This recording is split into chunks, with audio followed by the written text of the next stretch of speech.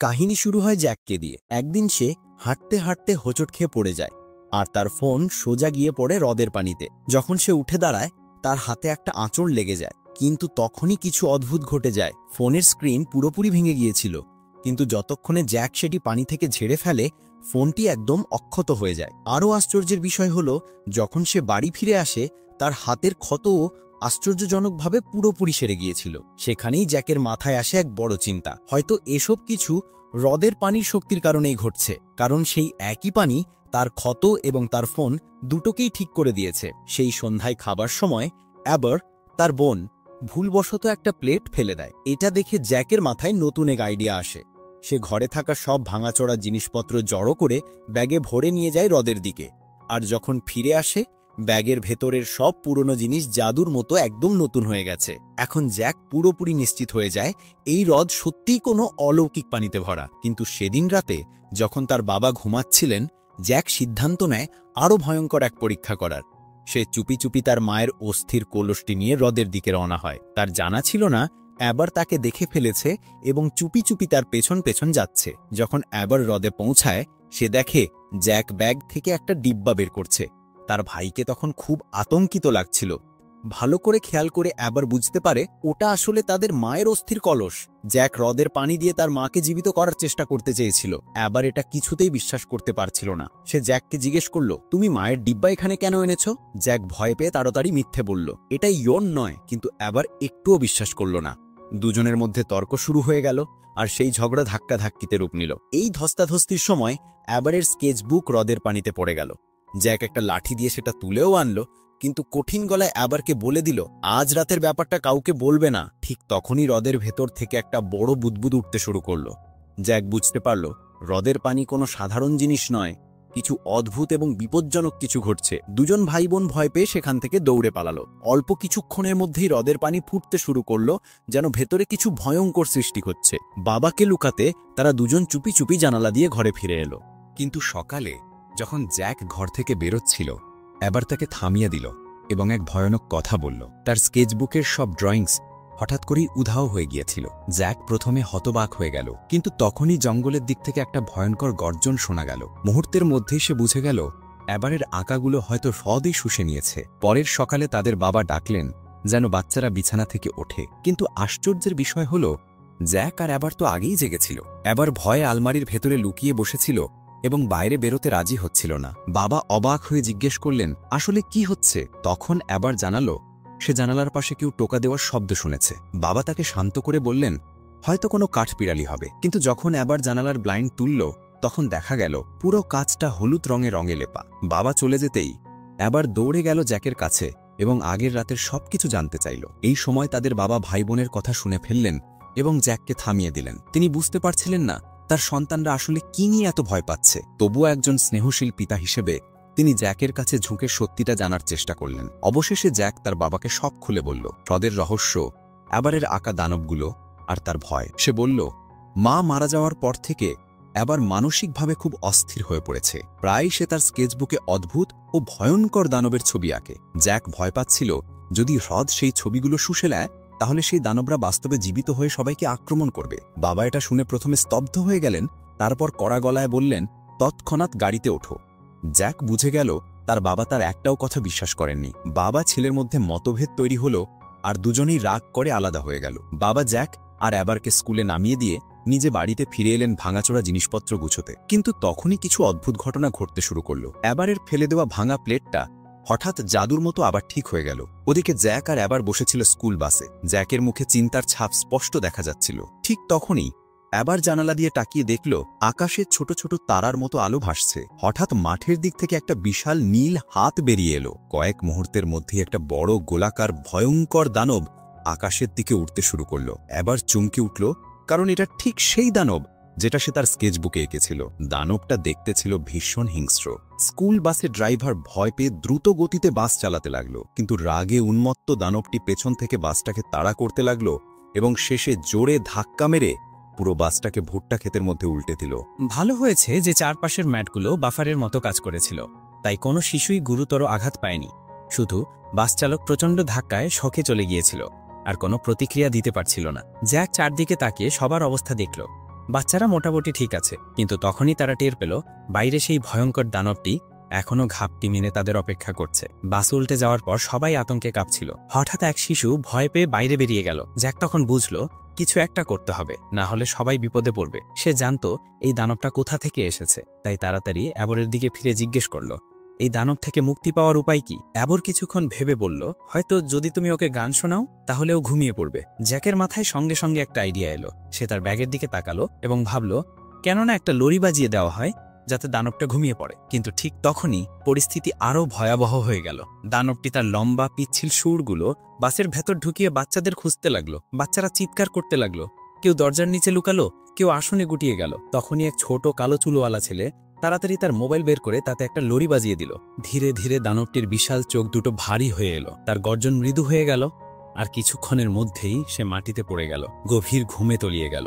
সুযোগ বুঝে জ্যাক আর বাকি বাচ্চারা দ্রুত বাস থেকে নেমে দৌড় দিল। তারা ভুট্টা ক্ষেত পেরিয়ে বাইরে বেরিয়ে এলো। সৌভাগ্যবশত দানবটা খুব বেশি ভয়ঙ্কর ছিল না, তাই সে আর তাদের পিছু নিল না। সবাই প্রাণ বাঁচাতে দৌড়ে চলে গেল জঙ্গলের দিকে। জঙ্গলের ভেতর পৌঁছাতেই হঠাৎ অ্যাবর থেমে গেল। জ্যাক ভয় পেয়ে জিজ্ঞেস করল, তুমি কেন থেমে গেলে? অ্যাবর নিচু গলায় বলল, যেই দানবটা আমাদের বাসে আক্রমণ করেছিল ওটা ঠিক সেই দৃশ্য যা আমি আমার স্কেচবুকে এঁকেছিলাম। জ্যাক হতবাক হয়ে গেল, সঙ্গে সঙ্গে জিজ্ঞেস করল, তোমার ড্রয়িংসে আরও কি এরকম কিছু আঁকা আছে? অ্যাবর নিচু করে নীরব রইল। জ্যাক বুঝে গেল এখনো আরও বিপদ আসছে। ঠিক তখনই এক ছোট কোকড়ানো চুলওয়ালা ছেলে দৌড়াতে দৌড়াতে পিছিয়ে পড়ল। সে একা জঙ্গলের ভেতর হারিয়ে গেল। সেখানে হঠাৎ তার চোখে পড়ল একটা বিশাল সূর্যমুখী ফুল। ফুলটা দেখতে ছিল শান্ত, কোমল আর নিরীহ। মনে হচ্ছিল ও যেন কারো ক্ষতি করতে পারে না। ছেলেটি ভয় দেখানোর ভান করে ফুলটার দিকে চিৎকার করল, কিন্তু সূর্যমুখী একদম নড়ল না। কৌতূহলবশত সে একটু কাছে এগিয়ে গেল, আর ঠিক তখনই ফুলটা হঠাৎ ফেটে গিয়ে প্রচণ্ড চিৎকার করে উঠল। তার চিৎকার এতটাই ভয়ঙ্কর ছিল যে আশেপাশের গাছপালাও কেঁপে উঠল। সেই চিৎকারে জেগে উঠল জঙ্গলের গভীরে লুকিয়ে থাকা এক বিশাল অন্ধ দানব। সে দিগ্ভ্রান্তের মতো শব্দের দিকে ছুটে এলো, রক্তচোষা চোয়াল খুলে ছেলেটির দিকে ঝাঁপিয়ে পড়ল। কারণ দানবটা অন্ধ, তাই সে শুধু শব্দের উৎস খুঁজে আক্রমণ করে। এবার সে সরাসরি নিশানায় ছিল, প্রায় ছেলেটিকে কামড়েই ফেলেছিল। কিন্তু ঠিক সেই মুহূর্তে জ্যাক আর অ্যাবর সেখানে পৌঁছে অবশেষে সেই ছোট ছেলেটিকে বাঁচাতে পারল। কিন্তু বিপদ তখনও পুরোপুরি শেষ হয়নি। সূর্যমুখী বানরটি আবার তাদের পিছু নিল এবং ভয়ঙ্করভাবে চিৎকার করতে লাগল, যেন অন্ধ দানবটি শব্দ শুনে তাদের অবস্থান টের পায়। হঠাৎ জ্যাকের মাথায় এক ঝলকে একটা বুদ্ধি এলো। সে সূর্যমুখী দানবটিকে ধরে পাশের পানিতে ছুঁড়ে ফেলল, কারণ সে জানত এই দানবগুলো অ্যাভারেজ স্কেচবুকের মার্কার দিয়ে তৈরি, তাই পানিতে পড়লেই তারা গলে ধ্বংস হয়ে যায়। ঠিক তাই হলো। সূর্যমুখী দানবটি মুহূর্তের মধ্যে পানিতে গলে শেষ হয়ে গেল, কিন্তু অন্ধ দানবটার ক্ষেত্রে সেটা কাজ করল না। আশেপাশে পর্যাপ্ত পানি ছিল না, তাই সে এখনো পুরোপুরি ধ্বংস হয়নি। পরিস্থিতি সামাল দিতে আবার পাথর তুলে দূরে দূরে ছুটতে লাগলো, যাতে দানবটার মনোযোগ অন্যদিকে সরে যায় এবং বাকিরা পালানোর সুযোগ পায়। ঠিক তখনই জ্যাক দূরে সেই কোকড়ানো চুলওয়ালা ছেলেটিকে দেখতে পেল। সে ভয়ানকভাবে ভেসে গিয়েছিল, সাহায্যের জন্য কাঁদছিল। এদিকে অন্য দৃশ্যে জ্যাক আর অ্যাবারের বাবা বাড়িতে বসেছিলেন।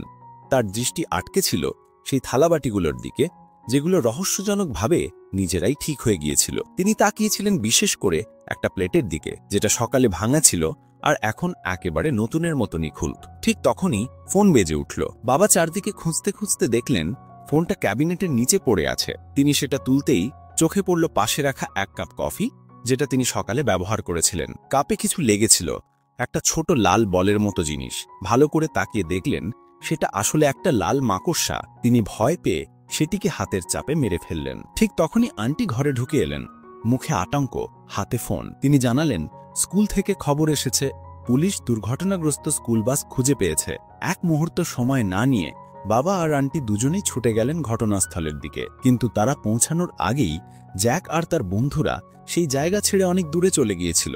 এমনকি সেই ভয়ানক দানবটিও কোথায় যেন অদৃশ্য হয়ে গিয়েছিল। এখন বাবা আর আন্টি চারপাশে ঘুরে ঘুরে বাচ্চাদের খুঁজতে লাগলেন। প্লেট আর মাকড়সার ঘটনার পর বাবার আর কোনো সন্দেহ রইল না।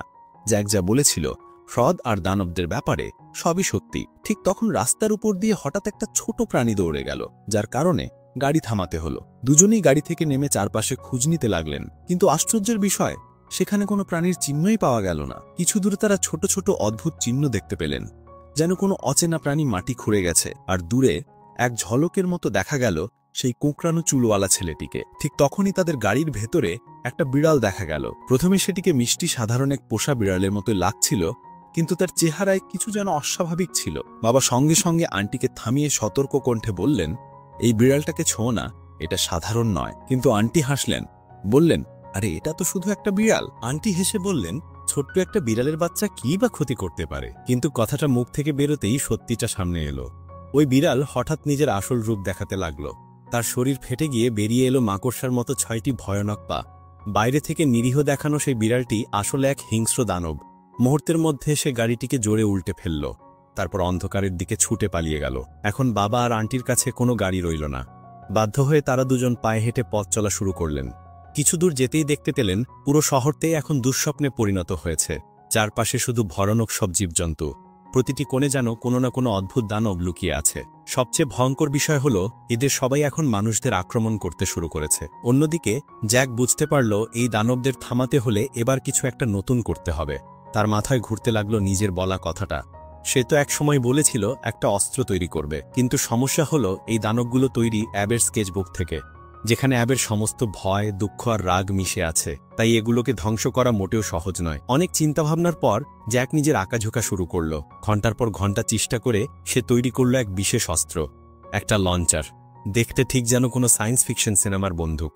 তবে সেটা তখনও কেবল আঁকা, আসল হবে কেবল তখনই যখন তারা আবার সেই হ্রদের কাছে ফিরে যাবে। তাই জ্যাক প্রস্তুতি নিতে শুরু করল। সে পানি বন্দুক বানিয়ে তাতে পানি আর ডিটারজেন্ট ভরল। এটাই হবে তাদের গোলা বারুদ। নিজের ব্যাগে সে সেই আঁকা লুকিয়ে রাখল, আর একই ব্যাগে ছিল তার মায়ের ছাইও। মাকে ফিরিয়ে আনার আশাটা সে এখনও ছাড়েনি। ঠিক তখনই কোকড়ানো চুলওয়ালা ছোট ছেলেটি হঠাৎ বলল, আমার বাথরুমে যেতে হবে। কিন্তু ঘরে ঢুকে এসে চিৎকার করে উঠল। পুরো ঘর জুড়ে লাল মাকড়সায় ভরা। দেয়াল, ছাদ, মেঝে সব জায়গায় নড়ছে চড়ছে হাজার হাজার মাকড়সা। মুহূর্তের মধ্যেই সেগুলো ছেলেটির গায়ে উঠতে শুরু করল। জ্যাক এক ছোটে গিয়ে ছেলেটিকে টেনে বের করল, আর যতটা পারল মাকড়সাগুলো পিষে ফেলল। অ্যাবের চিৎকার শুনে বাকিরাও দৌড়ে এলো, কিন্তু ততক্ষণে পুরো ঘর মাকড়সায় ভরে গেছে। প্রতিটি কোণে, প্রতিটি ফাঁকে লাল রঙের নড়াচড়া। পুরো ঘরটা যেন এক ভয়াল দুঃস্বপ্নের মতো হয়ে উঠল। জ্যাক তৎক্ষণাৎ পানি বন্দুক হাতে তুলে নিয়ে অ্যাবের ঘরের দিকে ছুটে গেল, কিন্তু মাকড়সার সংখ্যা এত বেশি ছিল যে বন্দুক প্রায় অকার্যকর হয়ে পড়ল।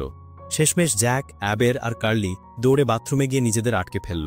সেখান থেকে তারা একসাথে সব লাল মাকড়সার উপর আক্রমণ করল। তীব্র লড়াইয়ের পর অবশেষে তারা মাকড়সাগুলোকে ধ্বংস করতে সক্ষম হল। যুদ্ধ শেষ, কিন্তু সবাই হাঁপাচ্ছে, ক্লান্ত, নিঃশব্দ, ভয়ে জমে যাওয়া মুখ। তিনজন একে অপরের দিকে তাকিয়ে শুধু ভাবছিল এখন এর পর কি ঘটতে চলেছে। বিশ্রামের পর সবাই একমত হলো এখন সরাসরি সেই রহস্যময় হ্রদের দিকে যাওয়া দরকার। পথে হাঁটতে হাঁটতে অ্যাবর ক্লান্ত হয়ে পড়ল।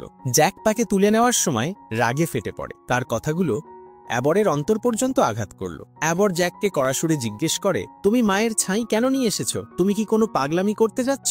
জ্যাক ভয় পেয়ে গেল, চোখ ঘুরে বেড়ালো, আর দুজনেই নীরবে আলাদা হয়ে গেল। অবশেষে জ্যাক একাই হ্রদের দিকে এগোলো। মাঝে পথেই সে লক্ষ্য করল লাল মাকড়সাগুলো তার বাড়ির জিনিসপত্র চুরি করে জঙ্গলে ঘুরিয়ে ফেলছে। সেখানে সে পুরনো কিছু অ্যাবরের ড্রয়িংসও পেল। এক ড্রয়িং দেখে সে হতবাক। সেখানে আঁকা ছিল জ্যাক নিজেই হাতে তলোয়ার নিয়ে সাহসিকভাবে তার বোনকে বাঁচাচ্ছে। ঠিক তখনই হ্রদ থেকে এক অদ্ভুত গর্জনের শব্দ এলো। হ্রদের পানে ঠিক ধীরে ধীরে এগোতেই দেখা মিলল এক কালো পোশাকধারী মানুষকে, যেন ম্যান ইন ব্ল্যাক, যে হ্রদের ধারে এসে তার ওই অদ্ভুত চিত্রটিকে হ্রদে ফেলে দিচ্ছে। হঠাৎ হ্রদ উৎপাদিত হতে শুরু করলো। পানির মধ্য থেকে এক ভয়ঙ্কর কালো দানব ঝাঁপিয়ে পড়ল। মানুষটি বসে থেকে নতুন নতুন ড্রয়িংস আঁকা শুরু করলো। চারপাশে মার্কারগুলো ছড়িয়ে ছিটিয়ে ছিল। কেউ বলতে পারছিল না সে ঠিক কতগুলো দানব তৈরি করলো। জ্যাক সাহস জুগিয়ে তার তৈরি অস্ত্রের ড্রয়িং টেনে নিল এবং লড়াই করতে গেল। কিন্তু দুর্ভাগ্যবশত চিত্রটি তার হাত থেকে ফসকে পড়ে গেল। ম্যান ইন ব্ল্যাক রেগে গর্জে উঠল। জ্যাকের আঁকা ছবিটা ছিনিয়ে নিয়ে টুকরো করে ভস্ম করে দিল। হতাশা নিয়ে জ্যাক ফিরে এসে অ্যাবর ও কর্লির কাছে সব ঘটনা খুলে বলল। অ্যাবর বলল, ও মানুষটি আসলে তোমার অন্ধকার রূপ, তোমার স্বার্থপর, রাগান্বিত, নেতিবাচক দিকগুলো। জ্যাক গভীর নিঃশ্বাস নিয়ে শান্তভাবে বলল, না অ্যাবর, সেটা তোমার মতো নয়। তুমি স্মার্ট, মজার, সবাইকে যত্নশীল। কিছু খারাপ ড্রয়িংস তোমাকে খারাপ মানুষ বানায় না। কথা বলেই সে কাঁচি দিয়ে একটি নতুন ড্রয়িং কাটল এবং অ্যাবরের সামনে ধরিয়ে বলল, এটাই তুমি। ড্রয়িংটি ছিল একটি হীরার তলোয়ারের চিত্র। অ্যাবর হাসি ফোটালো, আমি জানি তুমি মাইনক্রাফট ভালোবাসো। আমি সবসময় চেয়েছিলাম তোমাকে এই তলোয়ারটা দিই। ভাই বোন দুজনে আগের ভুলের জন্য ক্ষমা প্রার্থী হয়ে আমার একসঙ্গে গেলেন। তারপর তারা ম্যান ইন ব্ল্যাককে পরাস্ত করার কৌশল করল। কর্লিকে চারা হিসেবে বাছাই করা হলো। সে ম্যান ইন ব্ল্যাককে চিরাতে লাগবে যেন তাকে হ্রদ থেকে দূরে টেনে আনা যায়। আর অ্যাবর ও জ্যাক তখন তাদের লঞ্চার ও পানি ডিটারজেন্ট সশস্ত্রিক প্রয়োগের প্রস্তুতি নেবে। কিন্তু কার্লির সামনে দেখা দিল বড় সমস্যা। ম্যান ইন ব্ল্যাকের তৈরি দানবগুলো ইতিমধ্যেই পুরো জঙ্গলে ছড়িয়ে পড়েছিল।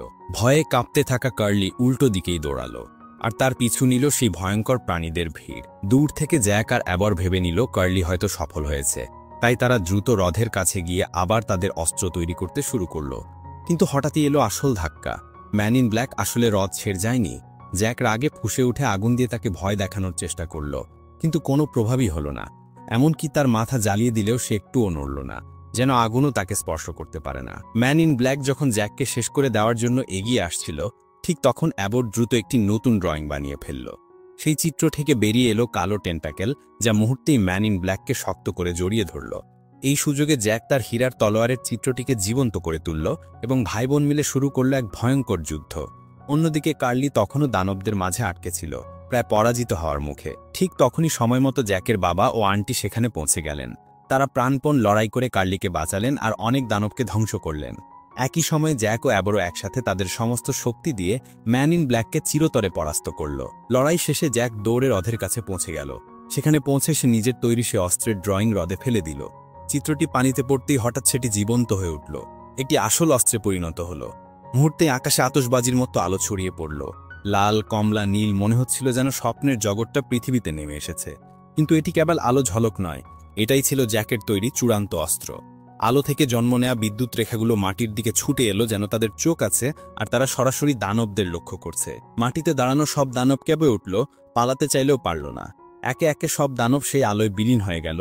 জ্যাকের অস্ত্রের শক্তিতে তারা ধ্বংস হয়ে গেল। যুদ্ধ শেষে জ্যাক ধীরে ধীরে তার মায়ের ছাইয়ের পাত্রটি তুলে নিল। ঠিক তখনই পিছন থেকে তার বাবা এগিয়ে এলেন। চোখে গভীর অনুশোচনা নিয়ে তিনি বললেন, কিছু করার আগে আমার কথা শোনো জ্যাক। আমি জানি তোমার মাকে খুব মনে পড়ে, আমারও পড়ে। আমি হয়তো কখনো সেটা প্রকাশ করিনি, কিন্তু সত্যি হলো আমি তোমাকে আর অ্যাবর দুজনকেই খুব ভালোবাসি। আমি ভেবেছিলাম শুধু অ্যাবরকে ঠিক করতে হবে, কিন্তু আসলে আমাদের দুজনকেই নিজেদের ব্যথার মুখোমুখি হতে হতো। আমি তোমাকে অনেক হতাশ করেছি। বাবার চোখে তখন অনুশোচনার ছাপ স্পষ্ট ছিল। তিনি বুঝতে পারলেন সবসময় তিনি অ্যাবরের কষ্ট দেখেছেন, তাকে ভালোবেসেছেন, কিন্তু জ্যাকের নীরব ব্যথা কোনোদিন বোঝেননি। জ্যাক ছিল সবসময় শান্ত, বোনকে আগলে রাখত, কিন্তু ভেতর থেকে সেই সবচেয়ে ভেঙে পড়েছিল মায়ের মৃত্যুর পর। জ্যাক মাকে ফিরিয়ে আনতে পারেনি। লড়াইয়ের সময় পাত্র ভেঙে ছাই মাটিতে ছড়িয়ে গিয়েছিল। তবুও বাবা তাকে কিছু বলেননি, বরং জোরে জড়িয়ে ধরলেন। সে আলিঙ্গনেই যেন জমে থাকা সব কষ্ট গলে গেল। এই মুহূর্তেই স্পষ্ট হয়ে গেল আসল সত্যটা। জ্যাক যদিও ছোট, কিন্তু তার মন ছিল বিশাল। সে নিজের বোনের প্রতিটি কষ্ট নিজের কাঁধে নিয়েছিল, নিজে ভেঙে পড়লেও কখনো কাউকে বুঝতে দেয়নি। সেটাই তার সবচেয়ে বড় শক্তি। অবশেষে সবকিছু ধীরে ধীরে স্বাভাবিক হয়ে এলো। পরিবার আবার একত্রিত হলো। অ্যাবর আর ভয়ানক দানবের ছবি আঁকেনি, বরং জীবনের সুন্দর আর রঙিন দিকগুলো আঁকতে শুরু করলো।